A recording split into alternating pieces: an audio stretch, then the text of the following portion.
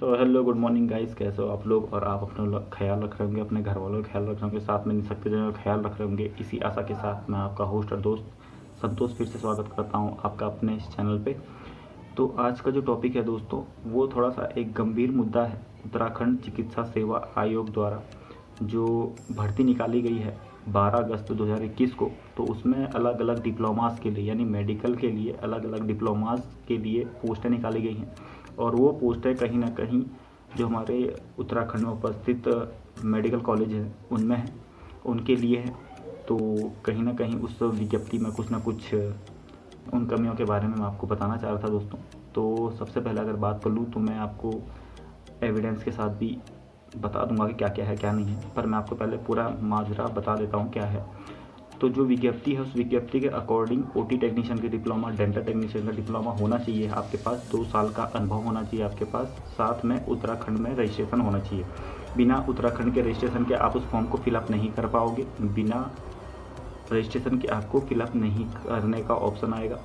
तो हुआ क्या दोस्तों, मैंने भी ये डिप्लोमा किया है और मेरे साथ और भी लोग हैं जिन्होंने ये किया है। तो हो क्या रहा है दोस्तों इसमें, तो सबसे पहले तो दिक्कत ये हो रही है कि जो हमारा डिप्लोमा है ओटी टेक्नीशियन, डेंटल टेक्नीशियन, इसके अलावा और भी बहुत सारे डिप्लोमा हैं, उनका रजिस्ट्रेशन उत्तराखंड में जो स्टेट मेडिकल फैकल्टी है वो नहीं करती है। तो बिना मेडिकल फैकल्टी के रजिस्ट्रेशन के हम इस फॉर्म को नहीं भर पाएंगे। कुल मिला के कहने का मतलब है कि 0 पोस्ट जाएंगी।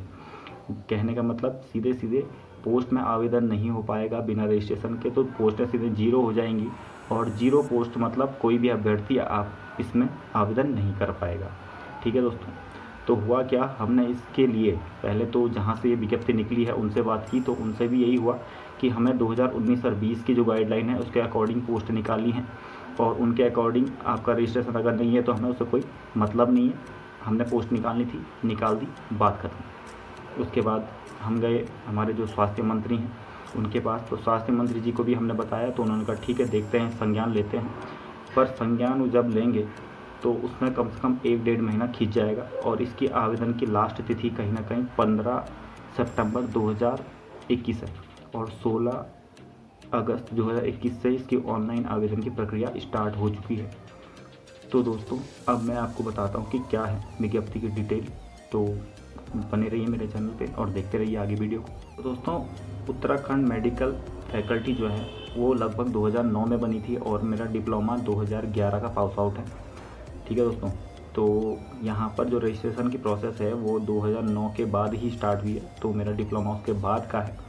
और यहाँ की स्टेट फैकल्टी सीधे से मना कर रही है इस चीज़ को कि हम रजिस्ट्रेशन नहीं करेंगे, चाहे विज्ञप्ति कोई भी निकाले या कुछ भी है।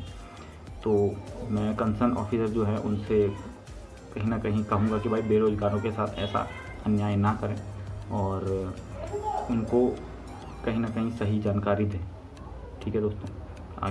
तो ये है दोस्तों कार्यालय उत्तराखंड चिकित्सा सेवा चयन बोर्ड, और यहाँ पर आपको दिख रहा होगा उत्तराखंड राज्य के अंतर्गत विभिन्न राजकीय मेडिकल कॉलेजों में टेक्नीशियन संवर्ग के लिए 306 पदों पर सीधी भर्ती के लिए विज्ञापन है दोस्तों ये।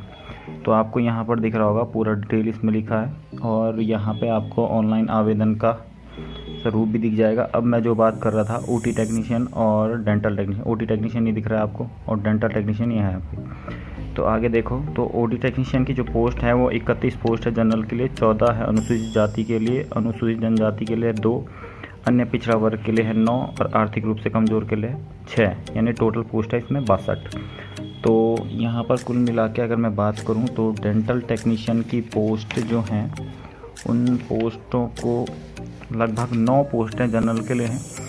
तो यहाँ पर आप देख लो, इसके लिए शैक्षिक अर्हता क्या मांगी है, तो आपको दिख रहा होगा पूरा कि लैब टेक्नीशियन, ओटी टेक्नीशियन, उसके बाद radiotherapy, ECG, audiometry, dental technician, physiotherapy, occupational therapist और रिसेप्शनिस्ट, और रेडियोग्राफिक्स टेक्नीशियन, और CSSD टेक्नीशियन। तो इतने सारी पोस्टों के लिए निकाली है विज्ञप्ति। तो यहाँ पर ओटी टेक्नीशियन जो मेरा है तो उसके लिए देखो दोस्तों, इसमें लिखा है अभ्यर्थी को इंटरमीडिएट होना चाहिए, तो वो मेरे पास है। बाकी अभ्यर्थी के पास उत्तराखंड पैरामेडिकल काउंसिल में पंजीकरण के योग्य किसी संस्थान से ओटी का डिप्लोमा या डिग्री होनी चाहिए। तो जो हमारा डिप्लोमा है वो यूपी स्टेट मेडिकल फैकल्टी से है। तो इसके बाद मैं आपको भी दिखा दूंगा कि डिप्लोमा कहाँ से और क्या है। और यहाँ पर लिखा है साफ साफ कि अभ्यर्थी के पास उत्तराखंड स्टेट मेडिकल फैकल्टी अथवा उत्तराखंड पैरामेडिकल काउंसिल में पंजीकरण का प्रमाण पत्र होना चाहिए। तो ये चीज़ है दोस्तों कि भाई उत्तराखंड का पंजीकरण का प्रमाण पत्र हो, अनिवार्य है। उसके बाद आगे बात करते हैं, तो ये है डेंटल टेक्नीशियन के लिए। तो डेंटल टेक्नीशियन के लिए भी सेम है, उत्तराखंड का रजिस्ट्रेशन होना चाहिए और डिप्लोमा डिग्री होनी चाहिए और रजिस्ट्रेशन उत्तराखंड पैरामेडिकल फैकल्टी में होना चाहिए। तो आगे मैं अपना डिप्लोमा आपको दिखा देता हूँ। तो डिप्लोमे की अगर हम बात करें तो आपको ये दिख रहा होगा, स्टेट मेडिकल फैकल्टी, तो ये लखनऊ का है। तो Uttar Pradesh diploma in OT technician. उसके बाद मेरा नाम, पापा का नाम, जहाँ से मैंने डिप्लोमा किया है, और कॉलेज का नाम, और कब किया है, अगस्त 2010 में किया है। तो ये देखो दोस्तों, ये पूरा क्लियर है। और इसके साथ साथ मेरा अगर रजिस्ट्रेशन की बात करूँ तो मेरा रजिस्ट्रेशन सर्टिफिकेट ये है जो मेरी यूपी स्टेट मेडिकल फैकल्टी ने दिया है। तो ओटी टेक्नीशियन का मेरा 1312 रजिस्ट्रेशन नंबर है यहाँ पे, और यहाँ पर सेक्रेटरी यूपी मेडिकल फैकल्टी आपको दिख रहा होगा। उसके बाद अगर मैं मार्कशीट की बात करूँ, फर्स्ट ईयर सेकंड ईयर 2 साल का होता है ये डिप्लोमा। तो फर्स्ट ईयर की मार्कशीट आपको इस प्रकार से दिख जाएगी, और यहाँ पर आपको सील जो है, मुहर, वो आपको दिख जाएगी, स्टेट मेडिकल फैकल्टी लखनऊ की। बाकी यहाँ पे आपको दिख जाएगा 188 नंबर है मेरे फर्स्ट ईयर में। और सेकेंड ईयर की बात करें तो सेकेंड ईयर में कुछ इस प्रकार का, या फाइनल ईयर जो होता है डिप्लोमे का। तो ये सारे सब्जेक्ट हैं मेरे, और ये सेक्रेटरी द्वारा ही दी गई है। और यहाँ पे मेरे 196 नंबर हैं। तो ये मेरे रजिस्ट्रेशन का हो गया।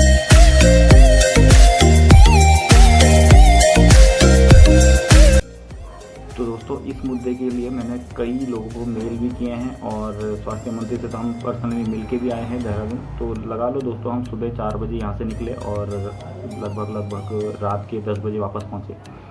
तो इतनी जल्दीबाजी में हमें जाना पड़ा कि हमें रजिस्ट्रेशन हो जाए या विज्ञप्ति में कुछ चेंज हो जाए।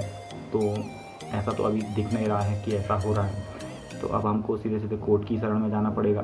कोर्ट ही डिसाइड करेगा क्या सही है और क्या गलत है। तो इस वीडियो को आप ज़्यादा से ज़्यादा शेयर करें और मेरा चैनल सब्सक्राइब करें। आगे भी जो होगा मैं आपको अपडेट करता रहूँगा अपने वीडियो के माध्यम से। तो तब तक के लिए धन्यवाद, नमस्कार, भारत माता की जय और जय श्री राम। थैंक यू दोस्तों।